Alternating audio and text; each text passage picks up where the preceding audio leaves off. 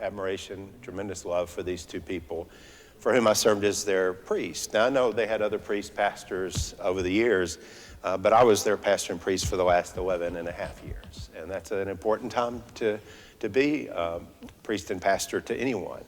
And my wife, Laura, and I, we've been at St. Martin since 2007, which is a long tenure. I was thinking this morning, I think you've been here almost 25 years, is that right? Which is an incredible, which says a lot about you. They haven't run you off. And it says a lot about you. You haven't run him off. So that, which is a great, you know, they're not long tenures like that very much in the Episcopal Church anymore. And so mine's been fairly long, almost 16 years now. And when we came, I think we had no idea how often and how active the President and Barbara would be. So I always called him Mr. President, unless I was praying with him. I only called Barbara Mrs. Bush one time, because as you'll hear, if Mrs. Bush told you something, you did whatever she told you to do. So, but we were having a phone conversation, and I said, well, Mr. President, Mrs. Bush, and she said, stop right there. Mrs. Bush would be my mother-in-law. And you can call me Barbara, you can call me Bar, but don't call me Mrs. Bush. So that was the end of that. But the president never stopped me from calling him Mr. President. But you know, so when we came, I will say, let me kind of set the stage a little bit, and this told me a lot about them. We were in Pensacola at the time, Pensacola, Florida, and we were pretty happy there. I mean, that's a beautiful place to live. And my predecessor there had been there 30 some odd years, and I thought we were going to retire. And so we were in the middle of that journey, but we had a lot of family east of the Mississippi. Most of our family is somewhere between Pensacola and Nashville, and had nobody in Texas. And, you know, that's a whole nother story about how we ended up saying yes to the call. But one day I was leaving the house, and as I was leaving, this is before we all had cell phones, the phone rang on the wall. Remember those? And I saw it. It said, Office of George H.W. Bush. And to be honest, I was heading out to a pastoral emergency, and I was like, do you take that call, or do you, could you hold? I took it, and somebody said, is this Russ Levenson? I said, the president would like to speak to you. And I said, okay. And we had this great talk, and you know, and then I hung up and immediately called my wife. You're not gonna believe who just called. And he got wind somehow that this was going to be a tough move for us, because we had family back east. All four of our parents were alive at the time. We're down to one now.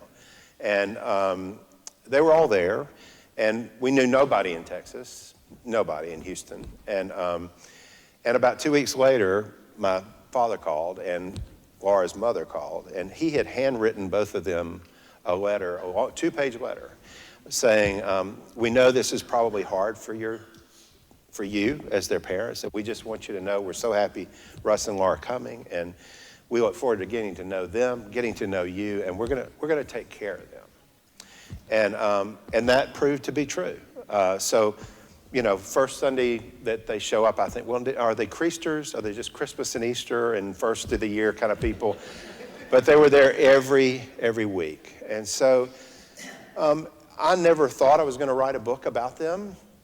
The deaths in 2018 and the subsequent funerals. Not even then did I think I was going to write a book about them. But of course, 2018 forward, we're living in this horribly divisive political climate, and the discussions in the public square, if anything, dignity was something that was thrown to the wind, and that kind of pushed me a little bit. And then we just went through a major building campaign and project. If any of you want to donate to, no, I'm just kidding. Sorry, we finished. But we had moved all these things, and that included tons of letters. So those first 2 letters were the first of many. I have reams of letters and emails and text messages from the Bushes.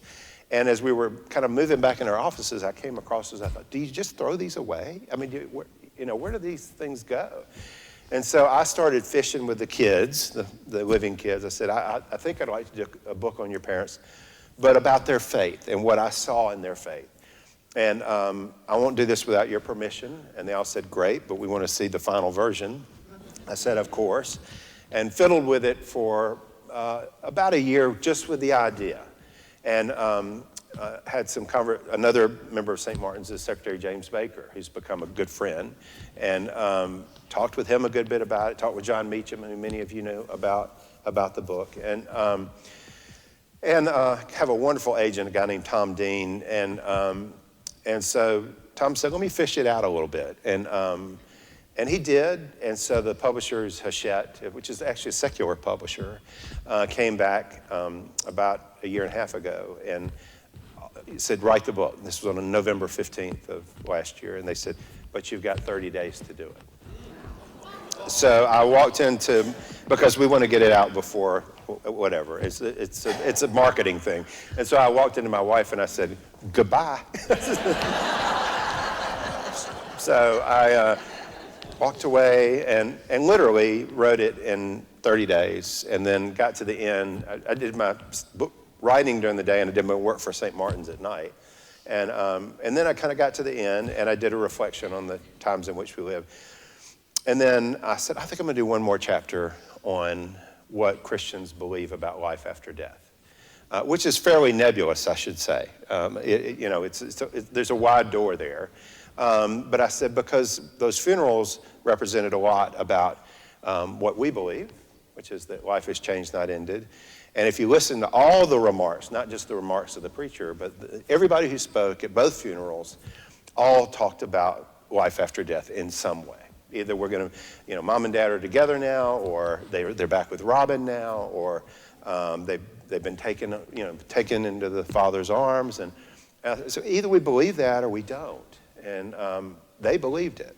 And so I wanted to end on kind of an upbeat note.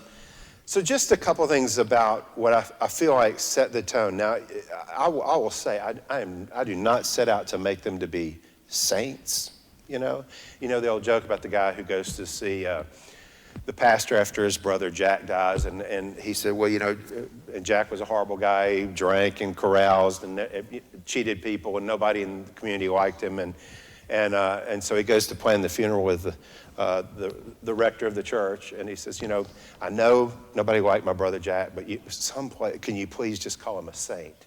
At some point in the service, I don't think I could. And the rector goes, there's no way. Everybody knows about your brother. Nobody's going to call your brother a saint. He said, please, and this goes back and forth. He just pins him to the desk, and he says, all right, I'll think about it. So he gets to the homily, and he gets up, he says, we all know Jack. Everybody in this town knows Jack. Horrible guy, messed around on his wife, drank, nobody liked him, cheated people out of business. But compared to his brother, he was a saint. And so I handed this book to one person who said, you kind of make them sound like they're perfect. And I said, no, they're not perfect, but they're dadgum close. For public servants. And I think that started in September of 1944 when President Bush at the age of 19 was shot down in the Pacific. And he was rescued. 2 of his crewmates died, rescued by the USS Finback. And his question to himself was not, boy, now I'm 19, I get to party, or I get to go home, or I made it, sharks didn't eat me. His question was, why did God spare me? Why did God spare me? And then I began to hear these stories that I would collect. Fortunately, I have a half-decent memory, and so I didn't write them down. I would collect them in my mind. But like on VE Day, when the war was over, when everybody kind of broke out in the streets to party, Barr and the president went and found a church first that was empty to go and pray and give thanks for the end of the war, and remember those who had lost their lives, pray for those who were grieving. When Robin, their daughter, was sick, suffering with leukemia, the president was very busy in the oil business, and please don't ask me about that, because everybody in Texas is in the oil business, whether you like us or not. But he was, and as she was going through treatment, he stopped every single morning at his church to go in and pray at 6:30 in the morning, up until her death. No cameras, no attention, but that was an important part of their life. They were both brought up in the church, he in the Episcopal Church, she in the Presbyterian Church. Bar was with Robin when she died, and she said, when I was combing her hair after she had died, and just with my daughter, she said, that was the most intensely spiritual moment in my life, where I felt the presence of God in my life at that moment. They went on, of course, to do great things, and a lot of people don't know that he employed our faith a lot in his presidency. When he made the decision to go into Kuwait, he and James Baker actually studied the Augustinian just war theory, which has 7 parts, before they made that. They had to check each of those boxes for them. No other people disagree with them about that, and they know, including our presiding bishop at the time. But it was important for them for that to be a just war, at least in their eyes. And I think it was, by the way. And the night of the war, he got a phone call from Billy Graham, and he got a telegram from the Pope, and he got a call from our presiding bishop, Ed Browning, who disagreed with him, but he was also his pastor. And those things meant more to him than you could ever imagine. But when he lost, I think, that was the second biggest. He would say the 2 hardest things in his life were the death of his daughter and that loss in '92. And he came back to Houston. He said, the thing that got me through was my family, my friends, and my faith. And so they kind of jumped back into church and became a big part of the life of the church there. And so when we came, what I began to see was he wanted people to see his church. And so there were all these moments as kind of anniversary moments, the anniversary of the library, the anniversary of the liberation of Kuwait, the anniversary of the Points of Light. Well, suddenly he was asking me to come to all these things. I want to start with a blessing. And I thought, you don't even know me. I could really screw this up. And it was like, but I think if I'd done it the first time, I wouldn't have been invited back the second time. We had the 25th anniversary of the Points of Light. And it always been in civic places and community centers. And he said, I want this one to start at my church. And will you put together an interfaith service? So I've a real good friend in Houston who's a Jewish rabbi, and a real good friend who's a imam with a mosque, and we've done several interfaith services together. So we were going to put these together, and then all of a sudden other people and other churches found out it was interfaith, and so I started getting calls from Presbyterians and the Jews, and it was the conservative Jews and the progressive Jews, and then there was the hardline Muslims, and we had Buddhists. Everybody came, and I said, nobody's preaching. So I said, and no offering, except for the Points of Light Foundation. But he wanted people to see his church. And then as we got further and further into life, their health began to decline. They came to church every week, and I think one of the things they showed me was that it's possible to age with dignity. And a lot of people, when their body starts breaking down, retreat, and they did not do that. He got Parkinsonian syndrome, which is not quite like Parkinson's, it's a form of Parkinson's. So he didn't have the tremor, but it began to take away his ability to walk in a healthy way. So I watched him go from walking like this to using a cane, to using a walker, to being in a wheelchair. But he'd come to church every week. And Bar, when she began to have horrible sciatica and issues like that, walking, cane, walker, pew. But that didn't keep them from coming to church, which is something I tell my members a lot. So I said, if they can do it, you can do it. And so I have a great story, but I'll see if I can hold on to that one. I'm watching my time. But of course, when their health really began to decline and they couldn't come, we actually began to, as we do, as you sent out somebody today, take Jesus to them. So often on Sundays, my wife Laura and I would go over to the house and share communion and have great conversation and prayer time. And then we planned their funerals together. But you know what they wanted? They wanted Episcopal funerals. So you see lots of national funerals. I mean, one of the things that really, you remember John McCain's funeral, it was 3 hours long. And I will say 43 would get in the mix, which shouldn't be a surprise to you. And 43 would say, oh, I don't want it to be longer than an hour and a half. And so we worked really hard to try to meet that request. But we could do that because we had our Episcopal liturgy. So, I had lots of people after the service write and say, where do you get that service? And I said, well, we have this thing called the Book of Common Prayer. I would suggest you might look into it. It's a really lovely book.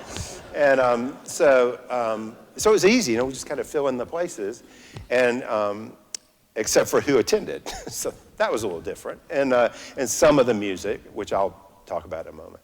And then to be with both of them at the moment of their deaths, which I have to say was probably two of the most powerful moments of my ministry in life.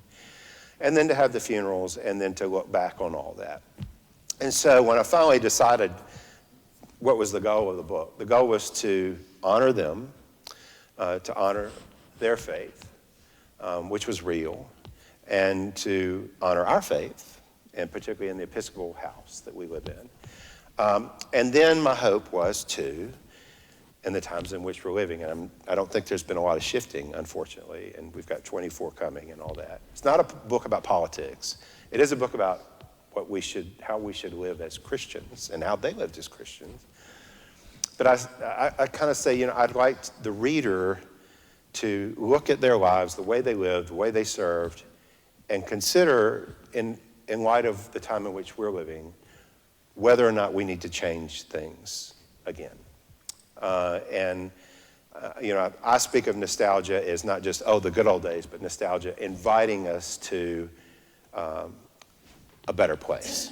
Nostalgia doesn't have to be about the past. You can look back and go, God, remember there was a day, and then go, maybe we should go back to that day. I confirmed this story before I began this little book tour, and that's what I am selling this book too, by the way. This book is for sale. Corey Weiss, your book store manager, said I ordered 30, and I went, 30? So I have book plates, if more of you. I really, I wanted people to read. I said, could this be a roadmap for people to think this is how maybe we should serve?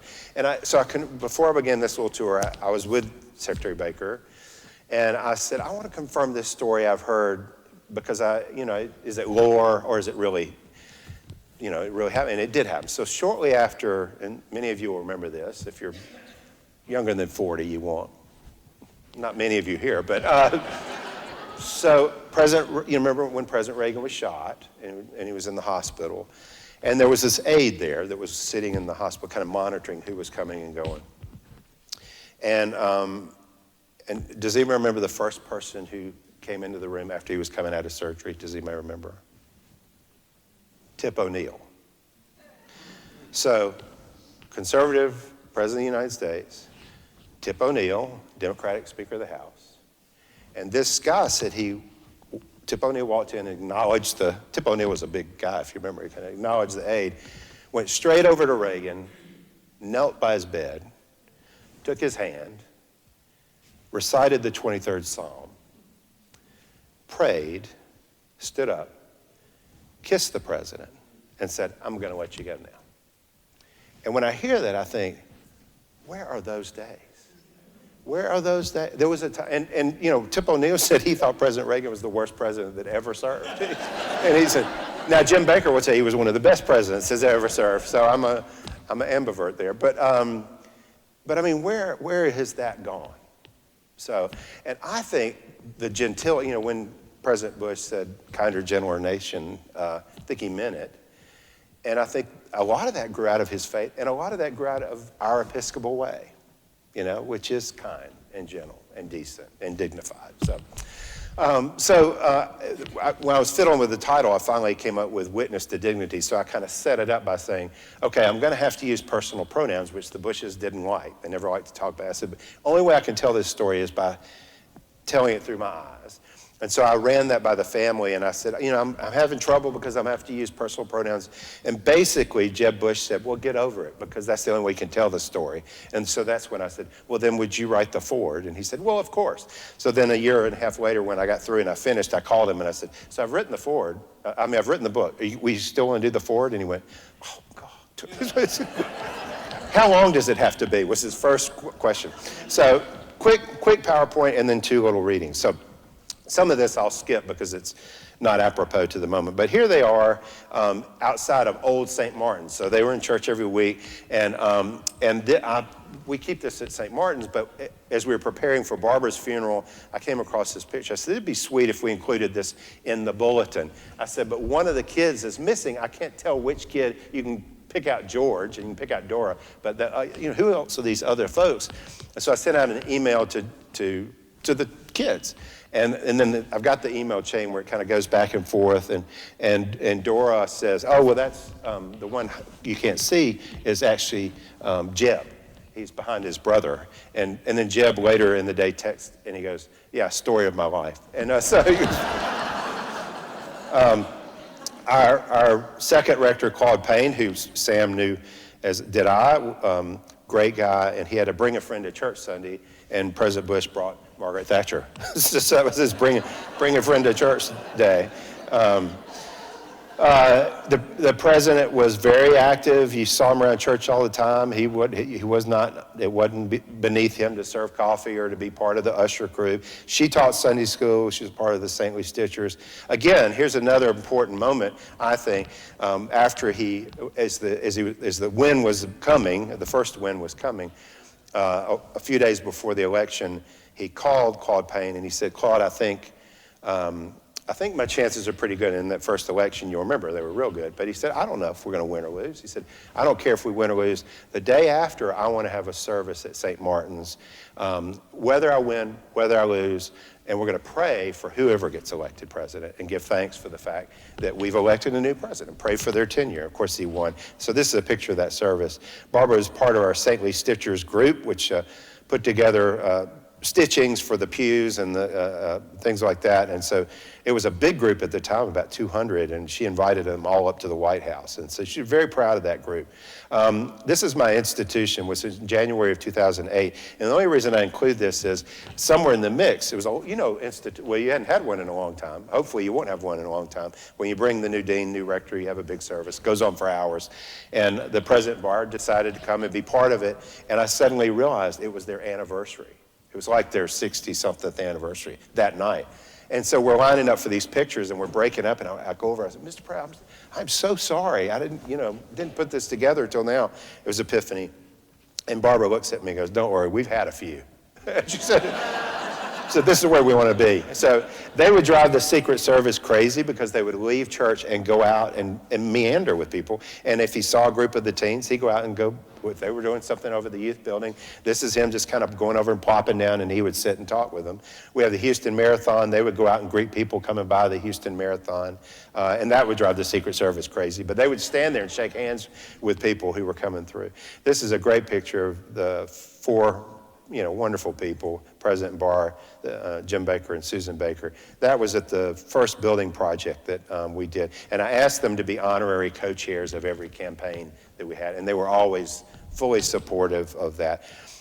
Just a moment, here's that interfaith service with every variety. I think we touched it, we got everybody in there, but that was right before the Points of Light service, and John Meacham was our keynoter that day. Barr did not get confirmed until a few years before she died. She considered St. Martin's her church, but to be honest, are we taping this?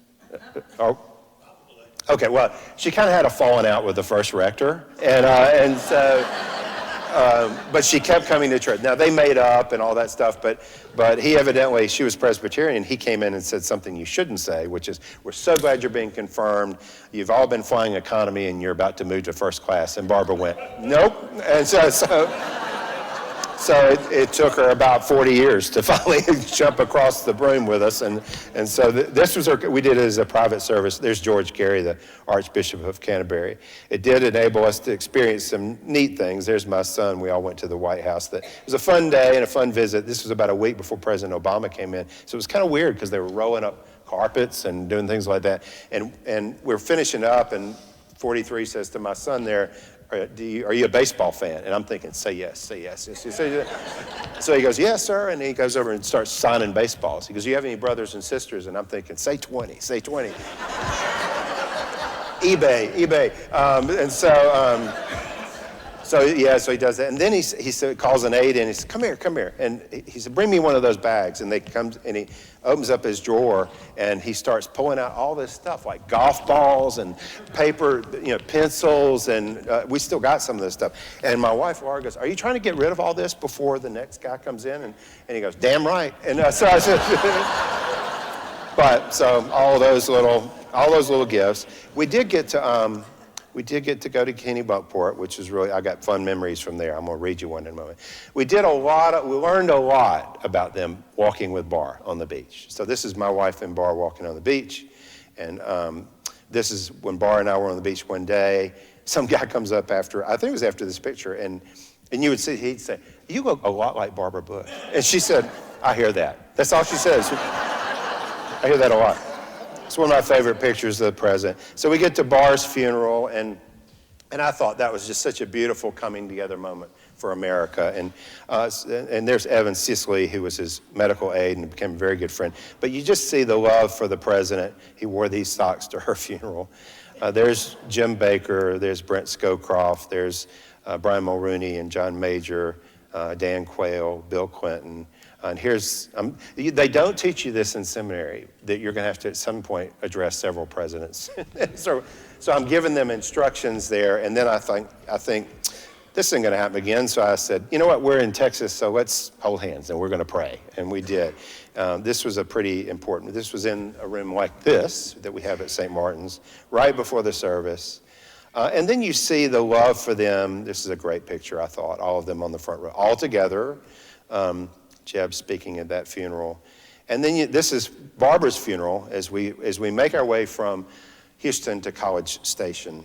And this was all the way for 90 miles. So this was all the way down. And you see people of every color, I think one of the things that was neat to me was we did a visitation, which Barbara had resisted. She said, why do we have to do that? She said, can't you just put my coffin in the chapel and people can come by? And I said, well, no, Barbara. And I said, I think people are going to want to come and see you and pay their respects. And we ended up having 8,000 people come through in 12 hours. Every color, every language, every religion, believers, probably non-believers. And it just showed a lot of respect for them. And then this is when the president died, and there's Sweet Sully that you heard a lot about. We did get to go up and back on Air Force One. That's my lovely wife who said, this is a nice ride. And I said, well, don't get used to it because it's a one-off. But for some reason, Sully came and sat with us the whole time. So he's right at our feet. It's a great moment with Jim and Susan Baker. And Jim just comes over and we're chatting about the funeral. I did do I wasn't used to doing press interviews, but I am now. And I got to be with Anderson among others. And he was very, very nice guy. A professed atheist, but we had a really good kind of encounter. And this is service at Nashville Cathedral. About 4,000 people there, 17 million tuned in. And just some beautiful shots of, a little unbeknownst to me, this would happen at the end. But there were 13 moments like this where we had flourishes and ruffles, those of you who know military services. And then I don't show what happened on the inside for the president's funeral, but other than, they also don't teach you this to you in seminary. We ended up having Reba McEntire and the Oak Ridge Boys. And so you're just going to sing, right? You're not talking, right? And then Schwarzenegger came, and I didn't know because he looks like a Greek Orthodox priest. He's sitting on the front row, and he's shorter than I am. The Terminator is like this big. And I went and greeted all these people, and when came back in the sacristy, somebody said, we know who that was. I said, no, it was the mayor, and there's somebody. And they said, that's the Terminator. I went, oh, well, I thought he was a Greek Orthodox priest. So, and this train ride many of you heard about. But again, all the way down to college. Look at this. I mean, the respect shown for them. And this is as we come on to bury her. And then go to the burial place, which is down at College Station. This is when we were all three younger and thinner, and happier time. And this is a motto that the president and many Navy air folks have, which means ceiling and visibility unlimited. And he had this plaque up there at Kennebunkport, and it's the way he lived his life. The ceiling and the visibility in life is unlimited, and when it's all over here, We go to a new horizon. So the sense of humor was great, and Bar had a great one. And so I'm going to give you two quick stories out of the book. The first is we did get to go to Kennebunkport, and they were really sweet about asking our kids to go. And so once you got there, it was kind of like going to the lake house with friends, if you ever do that. They were very, go do whatever, go play. They would treat this house like your house. And so one year, Barbara said, well, come. And she said if they have, they can bring their friends if they want. I was like, and so my son was dating a girl at the time who we weren't real thrilled about. And said, can so-and-so come? And I was like, well, yeah, okay. So we thought, well, maybe this, she may end up being the one, so we better get, So she comes along. Well, this is the thing. You land in Boston. This was what we do. Land in Boston, drive to Kennebunkport, and we would have the talk, which is, manners. Don't chew with your mouth open. Yes, ma'am. No, sir. But, don't interrupt Barbara. Just listen a lot. Be polite. We had two teenage boys that don't make sounds that teenage boys make, and all. Well, all this is lost on the girlfriend, right? So we get there. I'm going to try to scoot through this, but the short version is that we get there and we kind of said, when we go for, which we do, we go for drinks before dinner, and we're sitting there. We said, yes, it's kind of prep time. We just kind of sit, and we don't talk a lot. We just kind of visit, and we're in there, and all of a sudden, the girlfriend is over sitting next to Barbara, and it doesn't dawn on me for a few months that she's actually having a disagreement with Barbara. And Laura and I are thinking, oh my gosh. And it's over how to pronounce Ralph Lauren. And you may remember that the granddaughter had just married into the Lauren family. And Barbara very kindly said something like, well, I was just with a lot of those Laurens. and I just wanted to run across the room and tackle her to the floor. So this goes on. It was just horrible. I mean, so the next day comes. And it kind of continues. We all show up for beach walk, as probably you do, sweats and tennis shoes. And we're doing that, and she shows up in a cocktail dress with pearls. And I was like, okay, all right, let's just get through it. Let's just get through this trip. Maybe we'll get invited back. And so it kind of dies down. So we get to the next night, and we're finishing up dinner, and we finish up dinner, and Bar says, I'll just read. By the evening of the second day after dinner, after everyone was sent off to bed, everybody's leaving, and Bar stops and says, why don't you two take a look at the wedding photos from the wedding, which is on this little table over here. And Laura and I look at each other and go, okay, I guess so. There were already some pulled together in a little photo book sitting in a table between some comfortable chairs in nearby living room. It was an unusual request, but we always accepted those invitations. The lights began to go out, and Bar headed off to bed. As we flipped through the book, Paula, who was housekeeper, came out, and we talked for a little bit. Then she left, and then Bar came back into the room, now dressed in her nightgown and robe with slippers. And I suspect Laura and I had some idea of what was coming, and she stood in front of both of us, bent over, and whispered clearly, now, what are we going to do about the girl?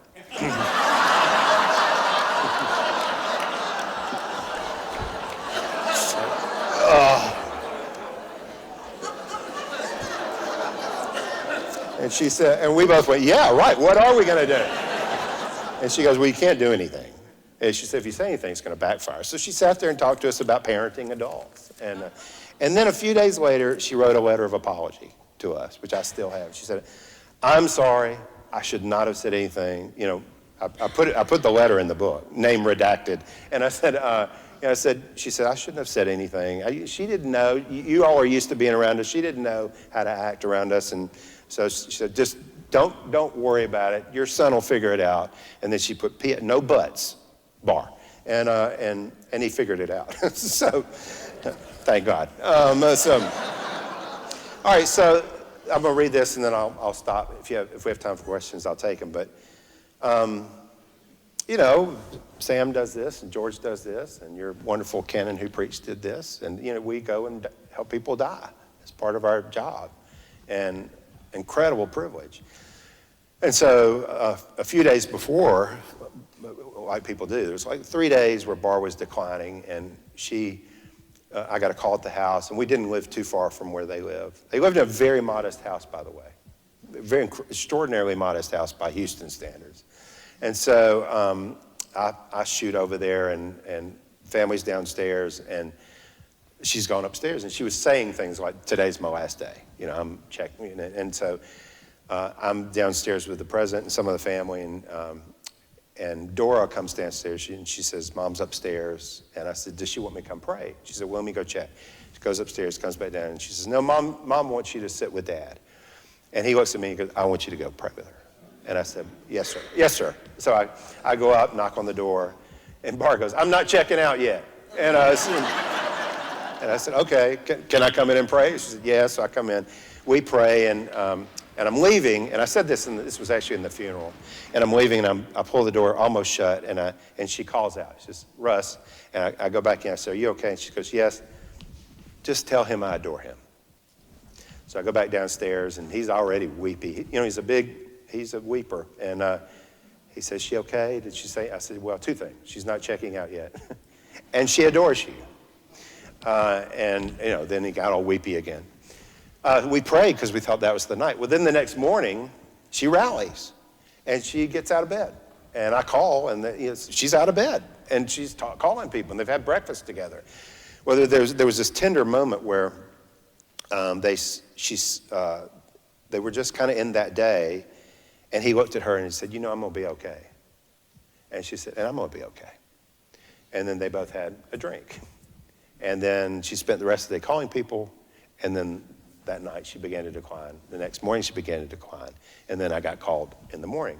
So I go over to the house, and where we lived for a while, the power rarely went out, even during Harvey, and I think that's because of where they lived. But since they've died, the power goes out all the time. So, the president he didn't leave her side all day. He had to have daily massages on his legs to keep circulation going because of this condition he had. So he had only gone off to the massage, but while he was away, the power goes out, boom. And I'm there, and a couple other people are there, and so we, you know, kind of make sure she has oxygen, and they kind of worry that maybe he needs to get back to be down with her, but they're gonna have to carry him in this big wheelchair now. So it took 4 Secret Service agents to carry him all around.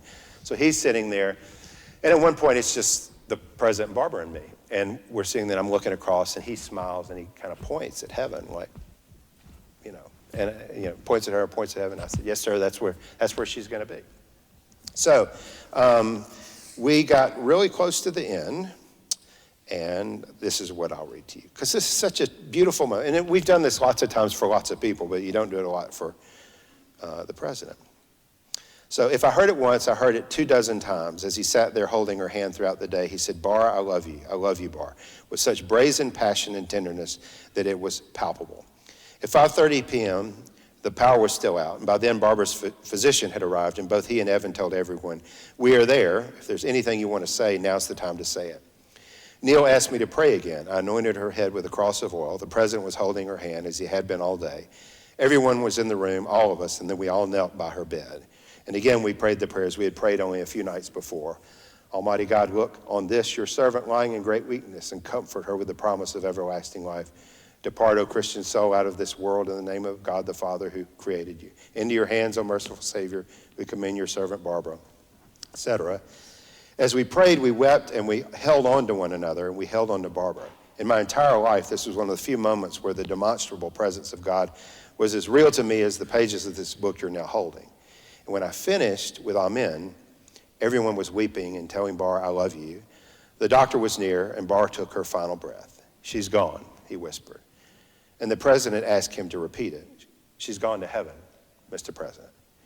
The Celtic Christians teach about something they call thin places. Thin places are those times and moments and people and experiences that you have or encounter, and for whatever reason, at that juncture, at that meeting point, the line between heaven and earth is so thin, it's hardly detectable, if detectable at all. And I will share a few of those thin places with you in this book, and here's one.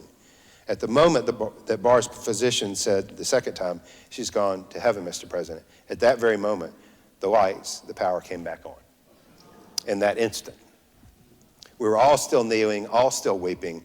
Maria, who is his daughter-in-law, lifted her head and looked at me and whispered, what does that mean? And I said, I don't know, but let's just take it for what it's worth. Now is the time for family and not for those of us who are not. So Evan and Neely, the doctor, and I left and closed the door. We were quietly standing in the hall outside the room, and Pierce, his grandson, opened the door and said, "Russ, he wants you to come in and pray again." So I came in, and I knelt in front of the president and Bar's body.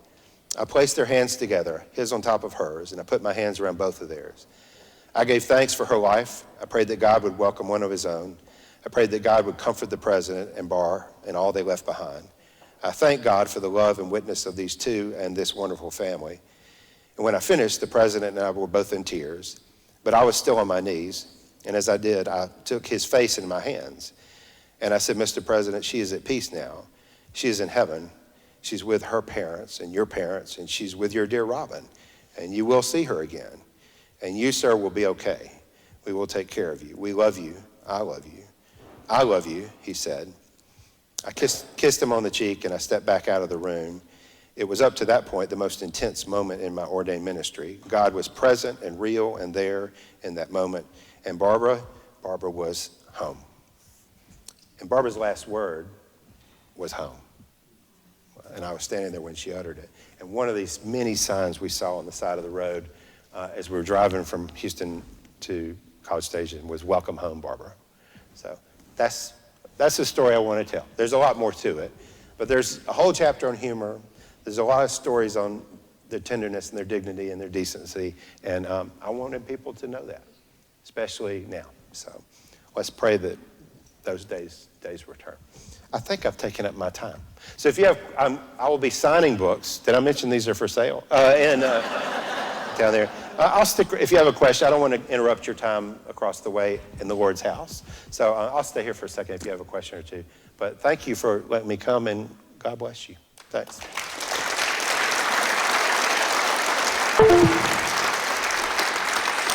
Okay, thank you. He says one question or two. Any questions? Any questions? You can ask almost anything. Yeah. One of the things that in the last couple of years has become very prominent, a lot of people talk about the letter he wrote to President Clinton. Yeah.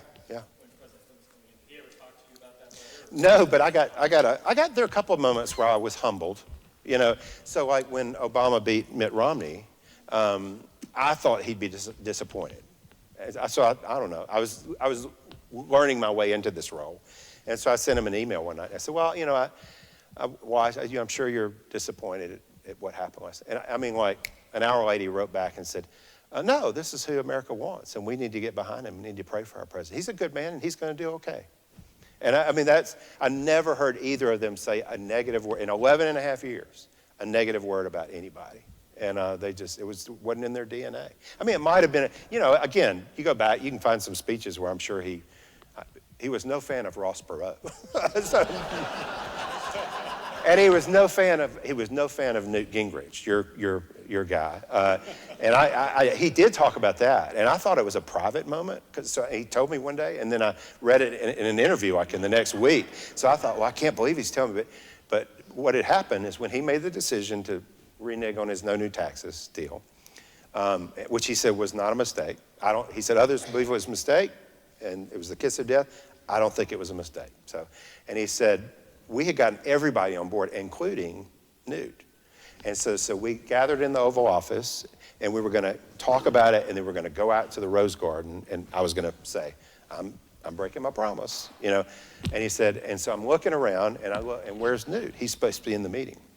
And he said, he's not in there. And he said, I thought he went to the bathroom. So before we go out, and we get out, and I find out he's up on Capitol Hill giving a speech against my decision, even though he said. So those were two rough moments for him. But no, they were such sweet people to everybody. And I did a talk in Houston a few weeks ago to not my church people, and I said, how many of you met the president and Barbara in Houston? You meet them all the time. They go to Walgreens and get their own stuff. She go to the grocery, and half the room raises. I said, how many of you have a story? Because you didn't just meet them, and they would all raise their hand because they'd stop and talk to you. And so, anybody else? Yeah. One of the funerals, the Holy City was sung.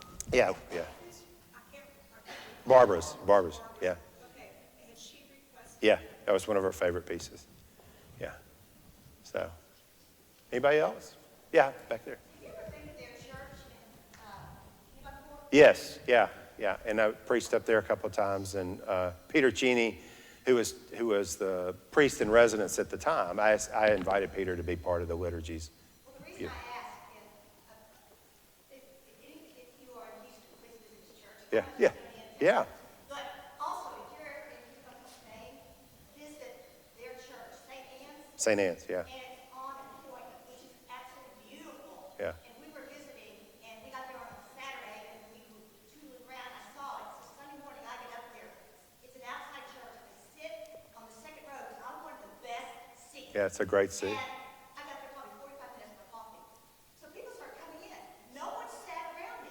Yeah. So Joe, my husband, can always be a little late, and all of a sudden, the bushes all come sit next to me. Yeah. There's George, there's Barbara, there's Dora, there's running behind me. And so Joe comes down the aisle 5 minutes late, and I say to the seat, and he walks up, and there's George shaking his hand, and Barbara Right. shaking his hand, and Joe's like, Yeah. Yeah, so it gives a whole new twist on, everybody else. yeah, a whole new twist on the peace of the Lord be always with you. And also with you. Just-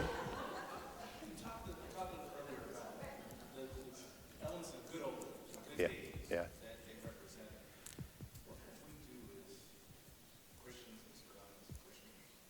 Yeah, well, you did a big, important thing this morning.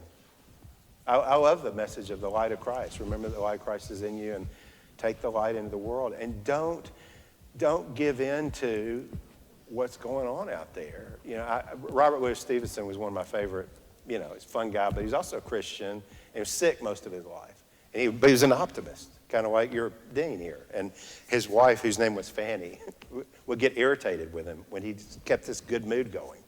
And she came in one day and she said, how do you, how can you be so like this when everything around you is falling apart?